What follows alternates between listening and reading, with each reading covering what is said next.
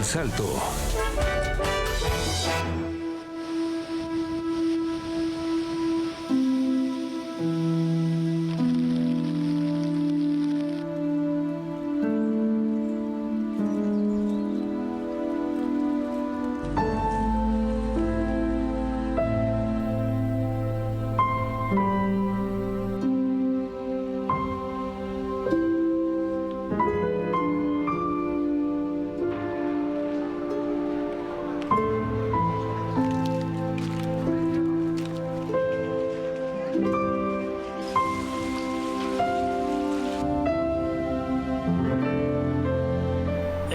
Es que lo pierdes todo, la verdad.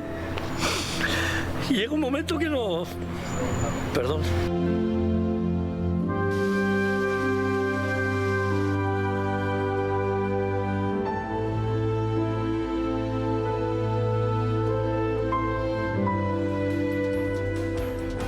Días han pasado desde que la Dana arrasara numerosos pueblos en Valencia, en España, pero el lodo persiste todavía en el presente.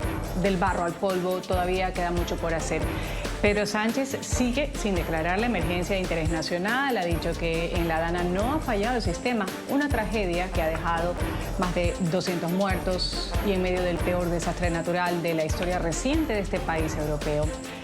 Sí, se ha dejado ver una pasarela de solidaridad en ángulo, recuerdos y experiencias de la Dana que asoló Valencia. Bienvenidos. El cambio climático mata. Y por tanto todos debemos tomarnos en serio esta amenaza. Porque hay algo mucho más peligroso que la emergencia climática.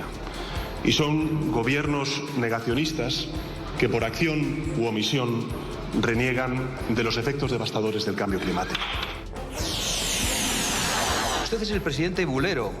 Para empezar, ha hablado aquí como si estuviéramos en el gobierno de la Comunidad Valenciana.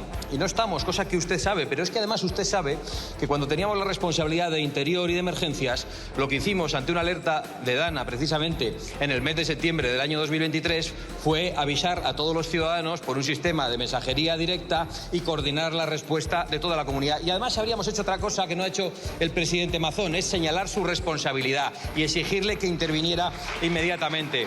No como el presidente Mazón, que además cometió el error, yo creo que fue el único valenciano que no se dio cuenta de saber quién era usted cuando le recibió y le dio las gracias por acudir tan rápidamente. Y entonces usted se permitió hacer el cálculo político y dejar de ayudar y ralentizar la ayuda y hacer que los militares tardaran en llegar y rechazar la ayuda internacional y criminalizar la de los voluntarios. Vamos inmediatamente a dar la bienvenida a quienes integran el panel el día de hoy en Ángulo. En Paiporta nos acompaña David Guerrero, es uno de los afectados por el paso de la Dana en Valencia. David, hoy, como muchos valencianos, presta su ayuda también en las zonas afectadas. Gracias por estar con nosotros, David. Bienvenido al canal de las Américas NTN 24. Muchas gracias, es un placer estar con ustedes. Gracias, David. También voy a agradecer la presencia de José Martínez Raya, politólogo, máster en estudios europeos y asesor político. Gracias por estar con nosotros, José. Bienvenido. Muy buenas tardes y el placer es mío estar aquí con vosotros. Y un gusto también saludar a Juan José Martínez. Él es director de comunicaciones de la Fundación Madrina, fundación que ha prestado su ayuda en Valencia tras el paso de la Dana y también colaborador de El País. Gracias por estar con nosotros, Juan José. Bienvenido al programa Ángulo de NTN 24. Gracias a ti, Ruth, y un saludo para toda tu audiencia. Gracias a los tres por participar. Quisiera empezar tomando sus reflexiones un mes después, luego de que el barro persiste. Ciertamente persiste en las viviendas de los afectados. David, por ejemplo, nos puede dar cuenta de eso. Pero hay un barro también que persiste en la memoria con esto de las pérdidas humanas, las pérdidas económicas, la situación de no poder volver a la normalidad. Y quiero saber el punto de vista desde su palestra, cada uno de mis invitados. Voy a empezar con David, que quizás tiene el testimonio en primera mano. Luego le voy a dar la palabra justamente a José para que me haga un análisis de cómo se ha llevado o cuál ha sido la respuesta adecuada, no adecuada que se ha dado. Y Juan José también, hablando de esa pasarela de la solidaridad de gente local, gente extranjera, gente de todas partes, una sociedad civil que ha decidido unirse para ayudar a una población o algunas poblaciones que han sido afectadas. David, voy a empezar con usted, luego voy a escuchar a José y termino con Juan José. Adelante. Te refieres a la situación que tenemos ahora mismo, ¿no? 30 días después, 31 días después. Correcto. Ahora mismo la situación es, siguen quedando garajes en los cuales aún no se ha sacado el barro ni las cañas que hay ahí. Siguen quedando plantas bajas aún como joyerías, algunos establecimientos, los cuales están empezando a abrir, empezando a limpiar. Y claro, aún hay barro, aún hay suciedad, aún está el ejército limpiando polideportivos, ayuntamientos, centros públicos, están los bomberos, están muchas empresas con cubas desatascando las alcantarillas, que hay muchísimas aún que están bloqueadas. Ayer justamente me comentaban un par de operarios de la empresa de aguas de aquí de Valencia que, claro, había una alcantarilla grande fluvial, la cual se había quedado bloqueada ya no solo con barro y cañas, que es adobe, sino ya también con herramientas de un taller mecánico que había por aquí cerca y se había quedado y estaban viendo ni que con el imán salía y que a lo mejor tendrían que romper. La situación aquí, luego, si quieres más adelante, me bajaré un poquito y te enseñaré un poquito cómo están las casas, cómo están las calles, cómo está el barranco, cómo está un poquito el barrio este, porque nosotros aquí en Paiporta vivimos a 50 metros del barranco y, claro, aquí empezó a las 6 de la tarde. Y aquí aún la situación es... Aquí tengo, por ejemplo, un garaje... Un garaje en mi misma calle que aún no han podido vaciarlo porque se ha roto una cañería fecal y, claro, es peligroso y ahora el ejército dice que no puede entrar porque le han dado orden de que no puede entrar a los garajes y, claro, esta situación es complicada. Garajes como ese, pues hay algunos otros que son montacargas. Sí, aún es complicada. Aún mi hijo no tiene colegio aún. Sí, David. Sí. Vamos a hablar de esta situación todavía de no normalización, digamos, porque es muy difícil volver a la normalidad. En Valencia han pasado solo 30 días. La ayuda también ha sido un poco cuestionada, no de la gente que se ha unido. Y sí, David, ciertamente te agradecería mucho que nos muestres América Latina, cómo está, si puedes bajar, si tienes buena conectividad, claro, que nos hables cómo está la situación desde el punto de la noticia. Mientras tanto, claro, si te parece bien, hasta que tú te ubiques, coordinando con mi equipo de producción también, voy a darle la palabra a José con respecto a esto que nos ha expresado David. Vale. Difícil situación, todavía no hay normalidad que se recupere. José, ya lo decía David hace un momento, ¿qué podemos decir para conocimiento también del otro continente? Quienes siguen esta noticia a través de América, donde los desastres naturales no son ajenos, donde se ha dado mucha situación similar, sin respuestas, en una desolación absoluta además. José, ¿cómo se ha vivido esta situación? ¿Qué se cuestiona particularmente en España desde el ámbito político, si podríamos expresarlo de alguna manera? Pues bien, ante todo, la noticia fue bastante chocante porque nos encontramos ante una de las peores catástrofes naturales de la historia de España, si no la peor.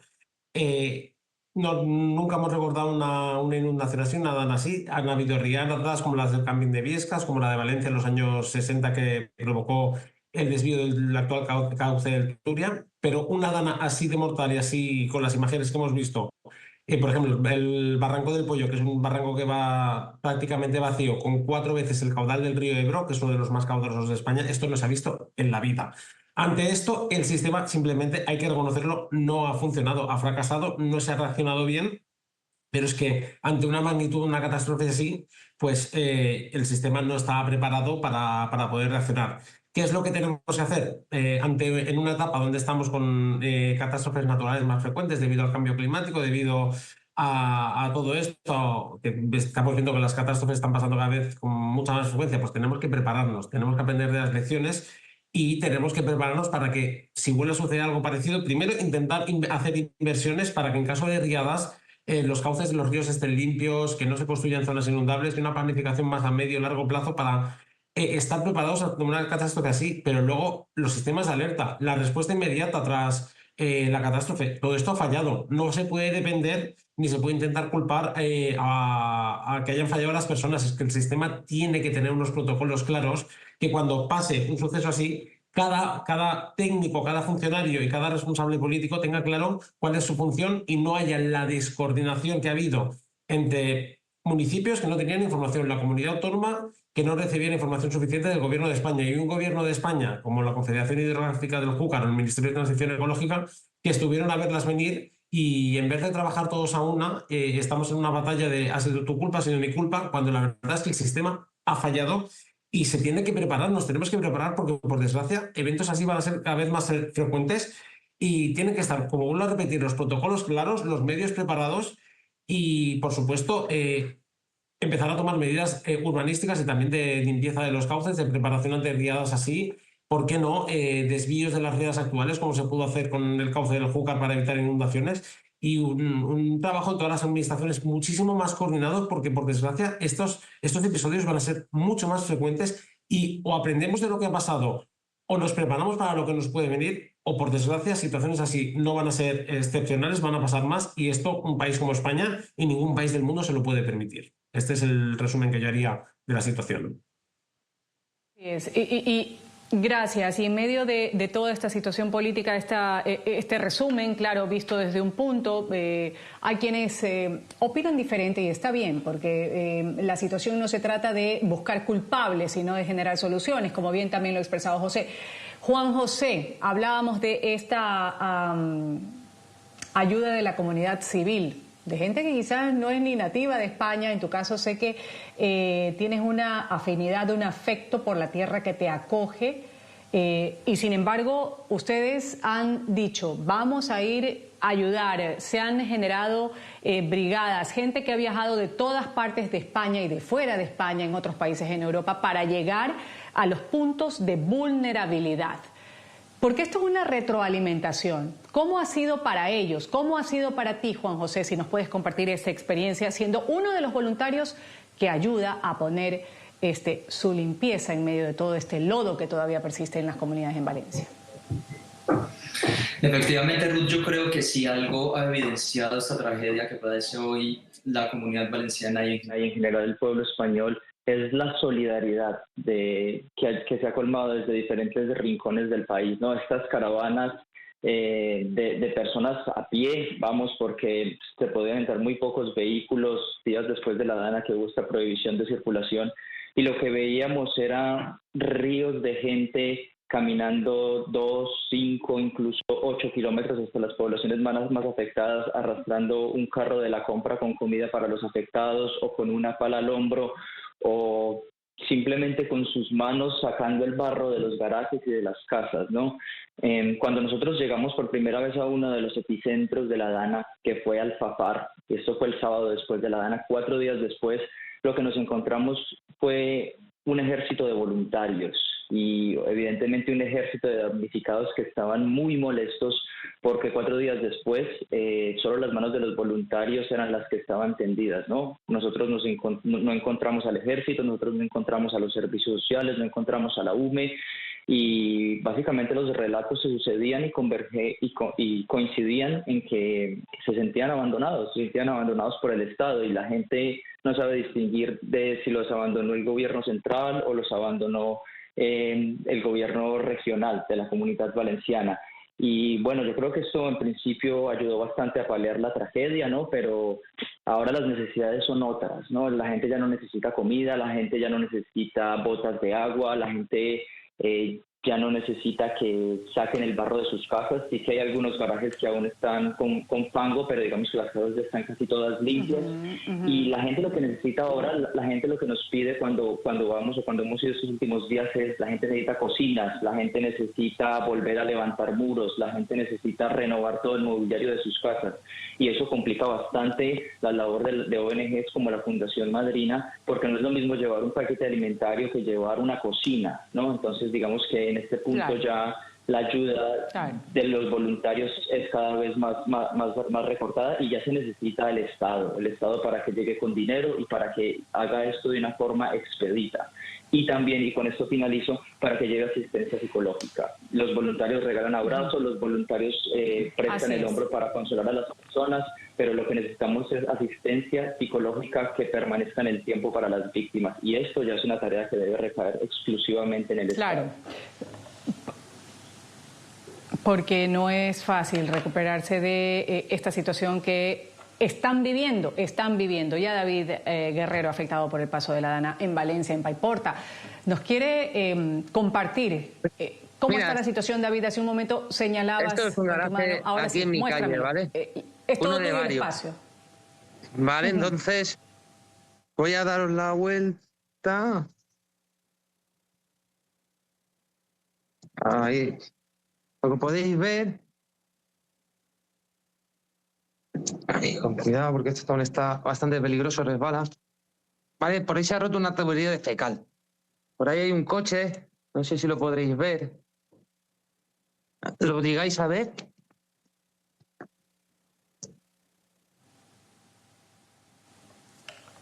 Todo eso es un peligro ahora mismo. Hay una tubería fecal rota, hay varios metros de lodo, hay varios coches y es que hay un piso subterráneo. Realmente sí, ha pasado el perro, pero hay varios metros hacia abajo llenos de lodo. No sabemos realmente si hay un animal muerto o cualquier cosa, ¿sabes? Es un poco aún bastante peligroso y claro, no se hace cargo el ejército, no se hace cargo las empresas, es bastante peligroso. Se está transmitiendo un mensaje que sí que me gustaría rebatir un poco en la situación de que cada vez vamos a ver más danas y cada vez vamos a ver más problemas con el agua y tal. Y claro, se está como echando un poquito la culpa a la gente que vive en zonas inundables.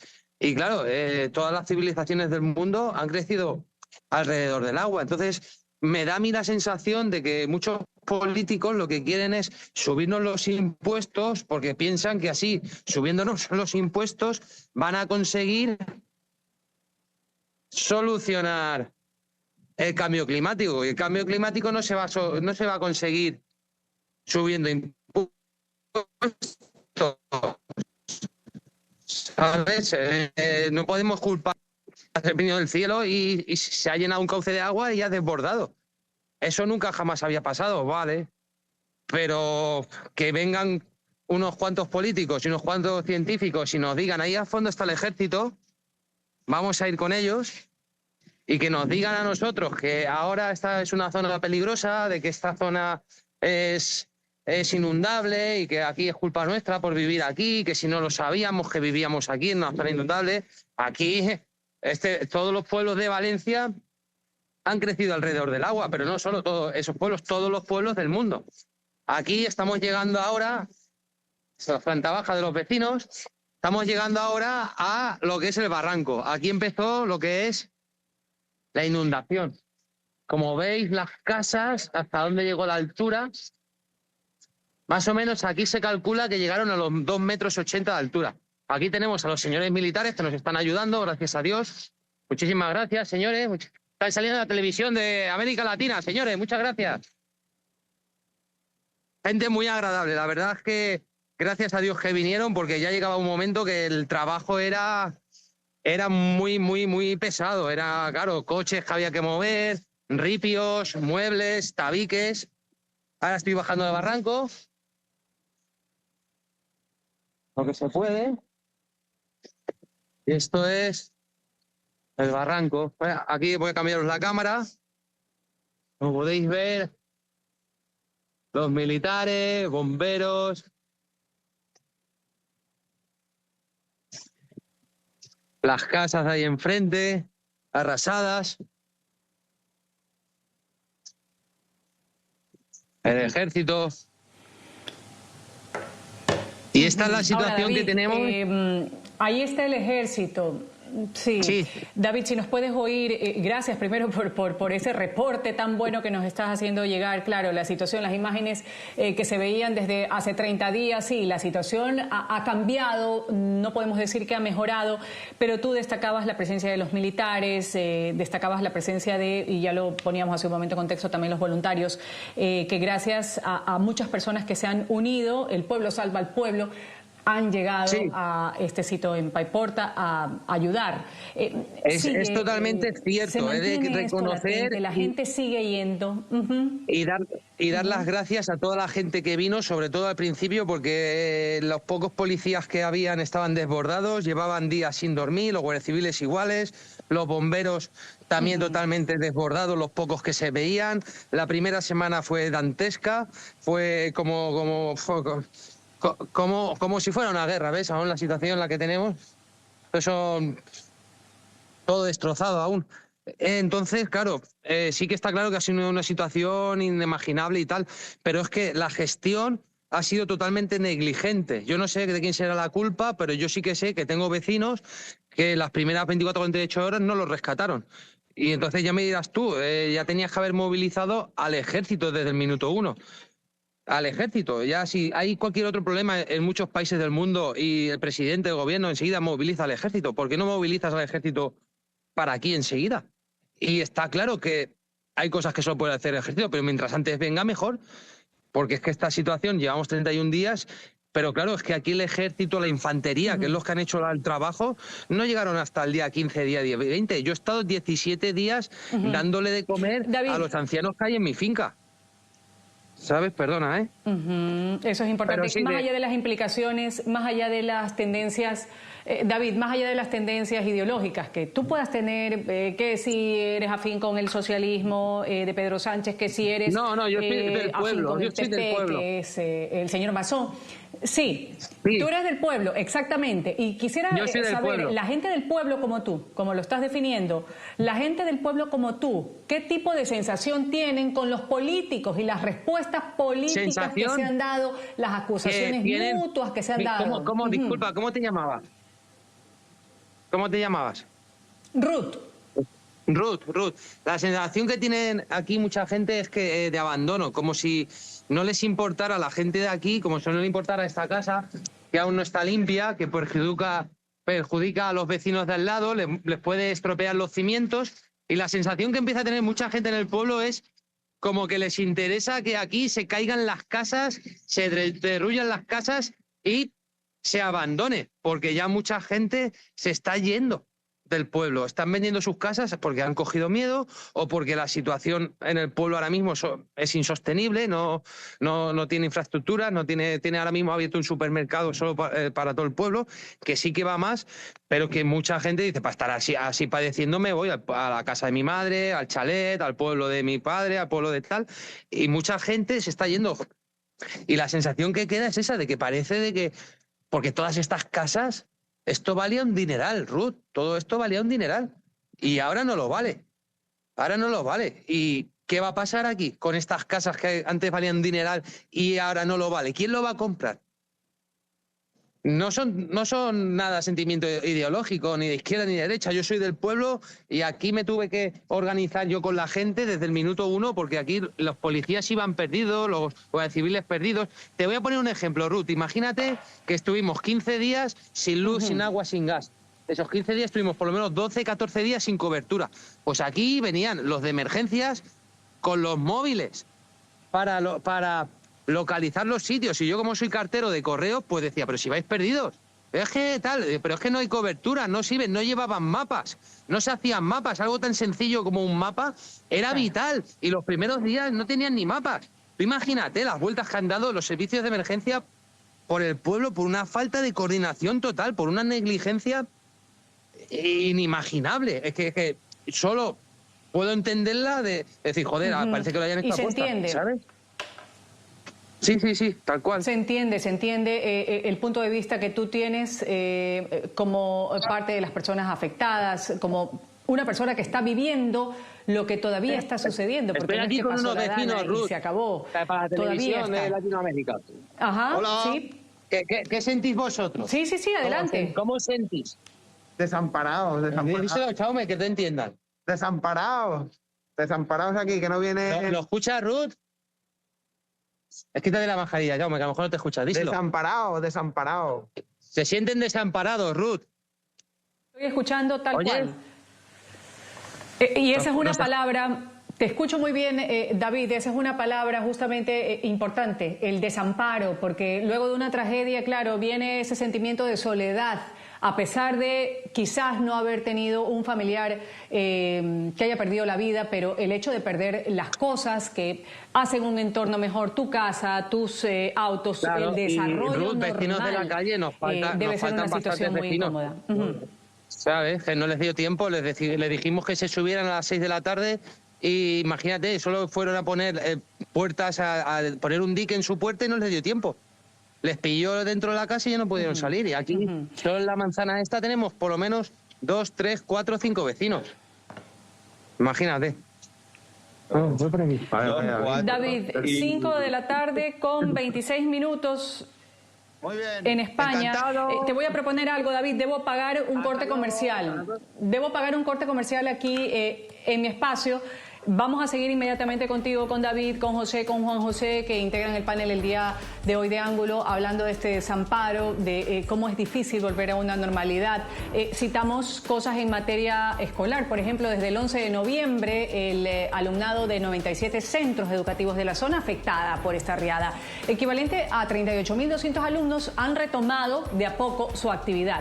Pero faltan por abrir algunas decenas de centros, quedan por volver 9.750 alumnos. Muchos de estos niños han sido reubicados en centros, en otras poblaciones, no van a volver a estar cerca de sus casas hasta que no se instalen aulas que van a ser prefabricadas, donde deben permanecer hasta que se rehabiliten o se construyan de nuevo unos 18 centros que han sido los más afectados. Vamos a la pausa comercial, enseguida volvemos con Ángulo y este mes de la Dana en Valencia, en España.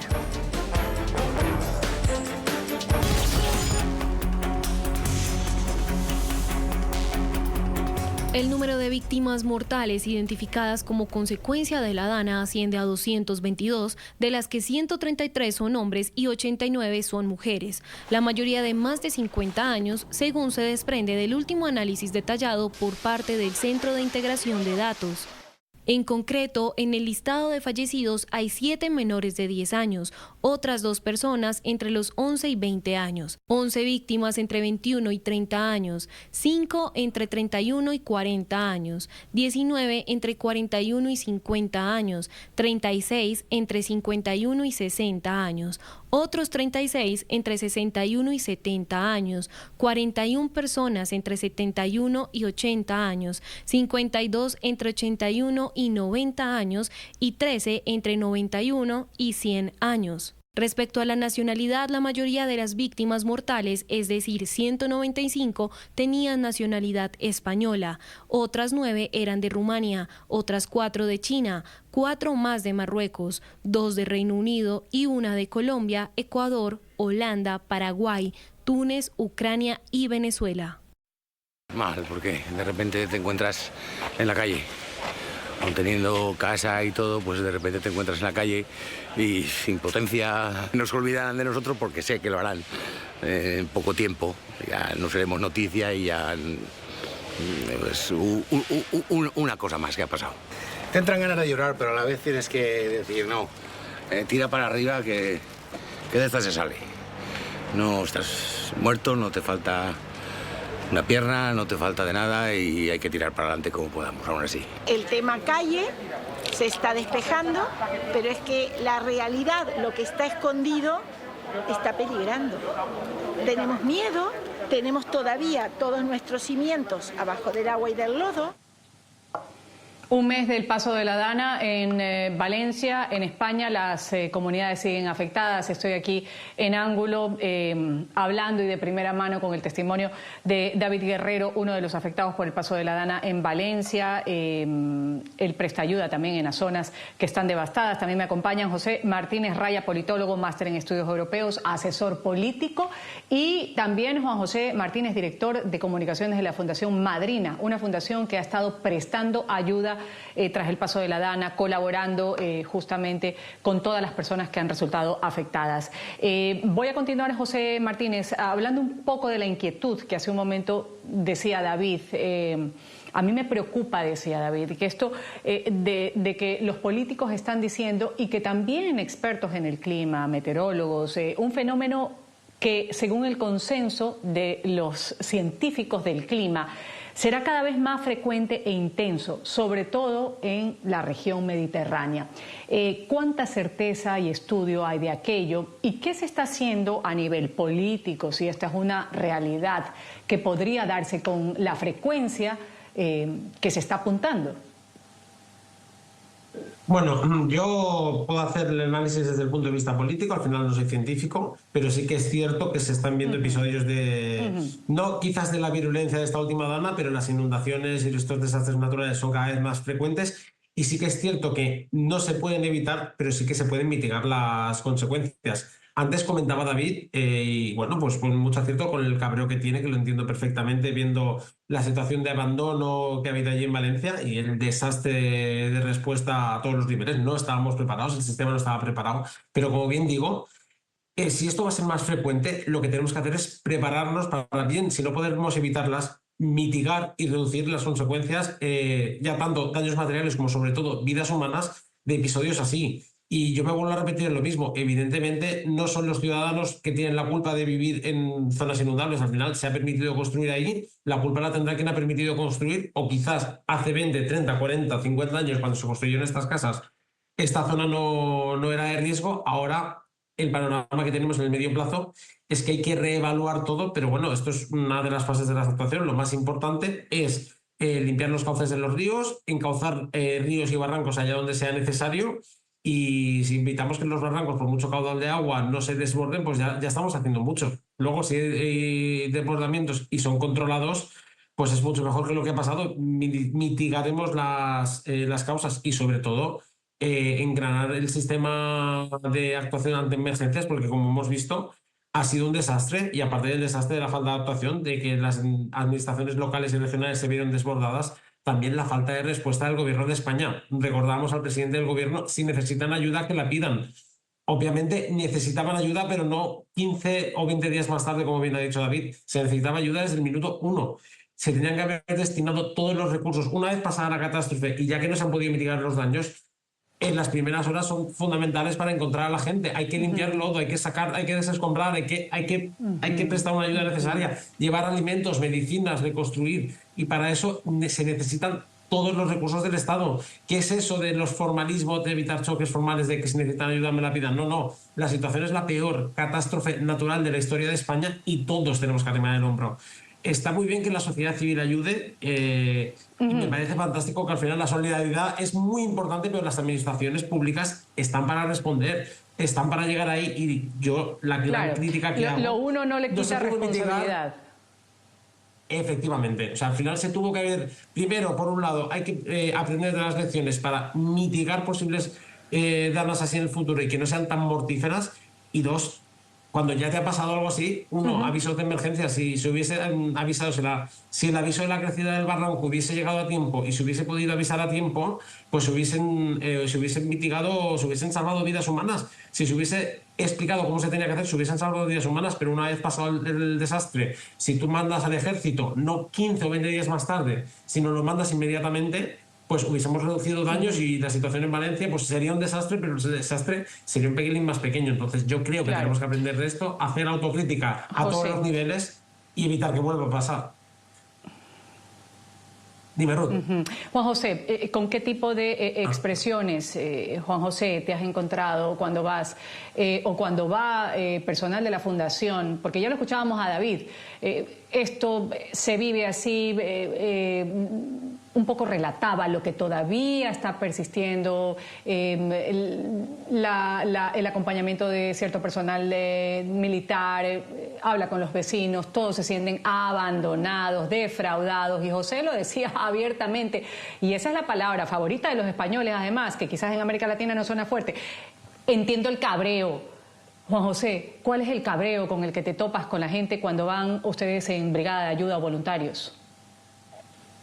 Has dicho muchos adjetivos que se repiten en los discursos de las personas afectadas por la DANA, ¿no? Se sienten solos, se sienten abandonados, desamparados, se preguntan dónde está el Estado, ¿no? El párroco de Paiporta, con el cual nos hemos coordinado para entregar ayuda en una de las iglesias, que por cierto las parroquias yo creo que han sido las instituciones mejor coordinadas para responder a la DANA, más que cualquier ayuntamiento, más que cualquier administración regional o estatal. Nos comentaba, aquí en Paiporta no supimos del Estado hasta el domingo que llegó el rey Pedro Sánchez y Carlos Mazón. Hasta ese día ellos no habían visto al ejército, no habían visto unidades de la UME y el testimonio del padre era un desarraigo total, ¿no? Y un desconsuelo de nos han dejado solos, y yo creo que en eso convergen casi todos.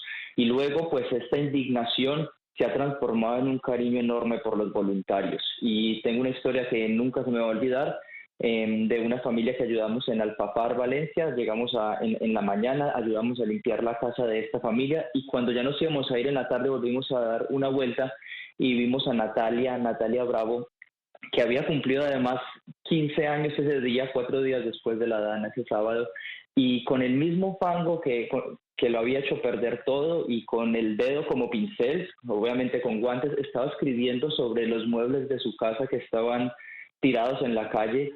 Gracias a los voluntarios, Alfafar saldrá adelante, ¿no?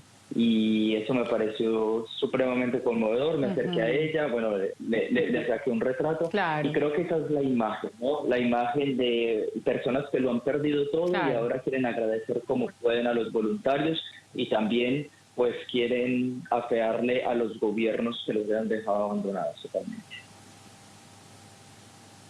Y de eso es lo que yo hablo cuando es una retroalimentación. Por una parte quien recibe la ayuda, por otra parte el hecho de quien da la ayuda, también esa gratificación que se siente luego de poder ser útil a personas que están pasando una situación desafortunada. David Guerrero, afectado por el paso de la DANA en Valencia, voy a volver con él, justamente nos está un poco mostrando la situación de cómo está su sitio en Paiporta, una de las poblaciones más afectadas después de este paso de la DANA. Un mes ya ha transcurrido desde esta desgracia que dejó más de 200 muertos.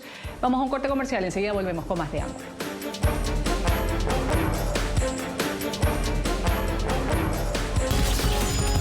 Ya regresamos con Ángulo por NTN. Tiempo de las conclusiones en Ángulo, hablando de este mes después del paso de la DANA, afectando algunas poblaciones de la Comunidad de Valencia en España. David Guerrero, quiero empezar contigo las conclusiones. Tú que has sido uno de los afectados, de los tantos afectados con el paso de la DANA, preguntarte, para hacer una reflexión, ¿marcará un antes y un después esta situación? A nivel de personal, ¿qué me puedes decir de ese antes y ese después? Totalmente. Y el durante también, como ya lo Paiporta, y imagino que varios pueblos como Catarroja, Massanassa, Alfafar, que hemos sido de los más afectados, nunca jamás van a volver a la antigua normalidad, porque esa normalidad se fue con la DANA. Vamos a volver a una nueva normalidad diferente. Ya muchos negocios han dicho que no van a volver a abrir. Hay gente del pueblo que está diciendo que se va a ir. Entonces ya te digo que no va a ser volver a la normalidad. Luego está en la casa de mis padres, como te puedo enseñar. Aquí llegó a 2,70 m. Ahí cuando llegó a 2,70 m, sobre las 8 menos cuarto... 8 menos cuarto, bueno, las alarmas pitaron a las 8 y cuarto. Ya a las 8 y cuarto ya había llegado, no lo pudimos salvar, no pudimos...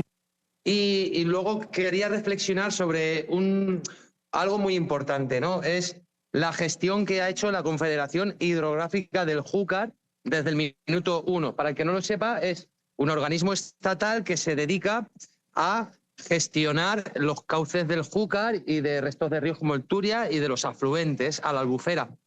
Yo bajo a mis perros 3 veces al día al barranco. Yo nunca jamás, en 39 años que tengo, he visto a nadie de la Confederación Hidrográfica del Júcar vigilar el barranco, o las cañas, o las especies invasoras, o lo que echan la gente al barranco. No veo que lo cuiden. Sin embargo, sí que veo un edificio súper grande, súper caro, y súper bonito en la avenida Blasco Ibáñez de Valencia, que es una de las avenidas más caras de Valencia, que es gigante el edificio que tienen, que vale un dineral, pero no veo que gestionen adecuadamente esto. Ya me dirás tú que no podían haber avisado de algo. Si hubiera alguien ahí trabajando con dos dedos de frente, pero... ¿Sabes? David, antes de darle paso a José y a Juan José, muy brevemente, David, para poderlos escuchar a los otros panelistas. Papás, tú me estás hablando de la casa de tus papás. ¿Cómo vive una persona de la tercera edad? Y también me hablaste de hijos o hijo.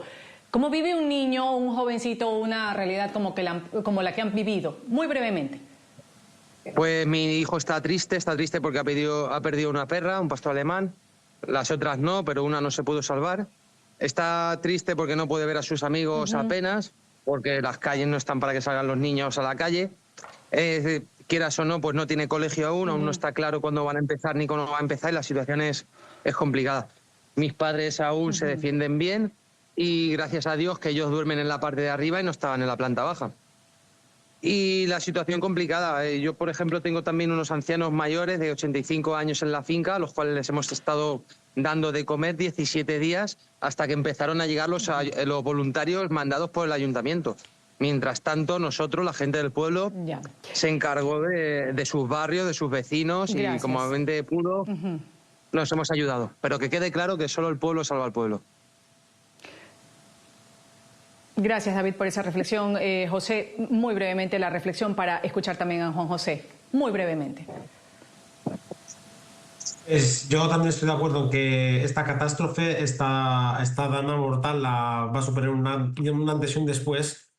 Todo va a cambiar a partir de ahora. Y vuelvo a repetir en lo que he dicho en mis anteriores intervenciones. Tenemos que aprender de esto, tenemos que aprender de los múltiples errores. No puede ser que, como bien ha dicho David, no ha habido nadie que se haya hecho cargo de cuidar los barrancos, nadie que haya planificado cómo desviar cauces de los canales, cómo proteger, cómo evitar que esto pueda pasar y, sobre todo, aparte de evitar que esto pueda pasar, coordinar mucho mejor, activar los mecanismos de alerta y de coordinación, dejarse de picabarallas de es culpa de uno, culpa de otro, sino el Estado como Estado tiene que responder y tenemos que conseguir todos como nación, como país, que esto no vuelva a suceder. Si vuelve a haber una lluvia, unas inundaciones de estas características, que se pueda reaccionar mucho mejor. Muchas gracias. Gracias, José. Juan José, cierro contigo muy brevemente también con la conclusión.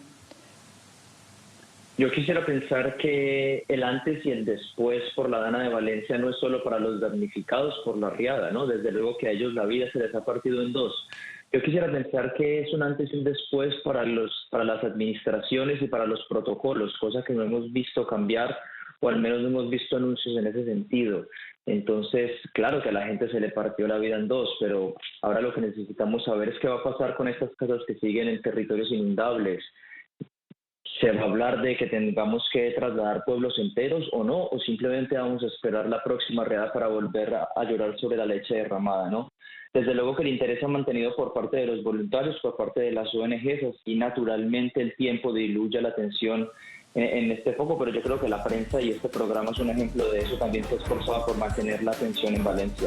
Desde luego los voluntarios seguiremos allí, seguiremos yendo, seguiremos apoyando en la medida de nuestras capacidades, lamentablemente mientras las administraciones están empeñadas en hacer política con los muertos. Me encanta escuchar eso y te lo agradezco también, Juan José. Vamos a una pausa comercial, esto es Ángulo, enseguida volvemos. Ya regresamos con Ángulo por NTN 24, el canal de las Américas. 4, el canal de las Américas. 30 días han pasado desde que la dana arrasara numerosos pueblos en Valencia, en España, pero el lodo sigue todavía presente, del barro al polvo, todavía queda mucho por hacer. Voy a agradecer el testimonio de David Guerrero, uno de los afectados por el paso de la dana en Valencia. Gracias por haber estado con nosotros compartiendo esto, David, aquí para América Latina. También a José Martínez Raya, politólogo, máster en estudios europeos y asesor político. Y a Juan José Martínez, él es director de comunicaciones de la Fundación Madrina, fundación que está ayudando a los damnificados de esta tragedia. Me despido, soy Ruth del Salto. Esto ha sido Ángulo. Sigan con la señal de NTN 24.